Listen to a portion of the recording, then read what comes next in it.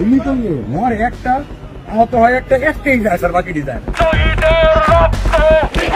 2024 সালে জুলাই আগস্টে বৈষম্য বিরোধী ছাত্র আন্দোলন চলাকালে পুলিশ যখন ছাত্র জনতার বুকে গুলি চালাচ্ছিল, তখন তৎকালীন স্বরাষ্ট্রমন্ত্রী আসাদুজ্জামান খান কামালকে এমন তথ্য দিচ্ছিলেন বিএনপির ওয়ারি বিভাগের সাবেক পুলিশ কমিশনার মোহাম্মদ ইকবাল হোসাইন। সে সময় এমন একটি ভিডিও সামাজিক যোগাযোগ মাধ্যমে ভাইরাল হয়ে যায়।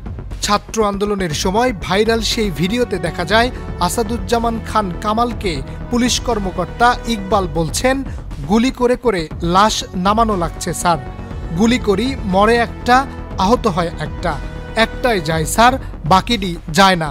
এটা স্যার সবচেয়ে বড় আতঙ্কের এবং দুশ্চিন্তার বিষয়। আন্দোলনের 1 বছর পর সেই সাবেক ডিসি হলেন সাময়িক বহিষ্কার। 23 জুলাই বুধবার স্বরাষ্ট্র মন্ত্রণালয়ের জননিরাপত্তা বিভাগ থেকে এই সংক্রান্ত প্রজ্ঞাপনের মাধ্যমে ঢাকা মেট্রোপলিটন পুলিশের ওয়ারি বিভাগের সাবেক উপপুলিশ কমিশনার ইকবাল হোসাইনকে সরকারি চাকরি থেকে সাময়িক বরখাস্ত করেছে সরকার। সিনিয়র সচিব নাসিমুল গনি স্বাক্ষরিত প্রজ্ঞাপনে বলা হয়, ওয়ারি বিভাগের প্রাক্তন উপপুলিশ কমিশনার বর্তমানে খুলনা রেঞ্জ ডিআইজি কার্যালয়ে সংযুক্ত ইকবাল হোসাইন কর্তৃপক্ষের বিনা অনুমতিতে গত বছরের 28 আগস্ট থেকে কর্মস্থলে অনুপস্থিত রয়েছেন।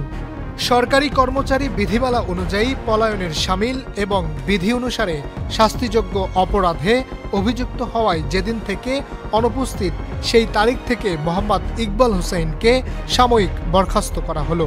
তবে সাময়িক বরখাস্ত হলেও বরখাস্তকালীন তিনি খোরপোশ ভাতা পাবেন বলেও উল্লেখ করা হয় প্রজ্ঞাপনে। দীর্ঘ 1 বছর পর সাময়িক বরখাস্ত হওয়া নিয়ে সামাজিক যোগাযোগ মাধ্যমে ঝড় তুলেছেন নেটিজেনরা। কেউ লিখেছেন, একটা পুলিশ কর্মকর্তা বরখাস্ত করতে কেন 11 মাস লাগলো? আবার কেউ লিখেছেন, শুধু বরখাস্ত নয়, তাকে বিচারের আওতায় আনতে হবে। Harunur Rashid, channel I.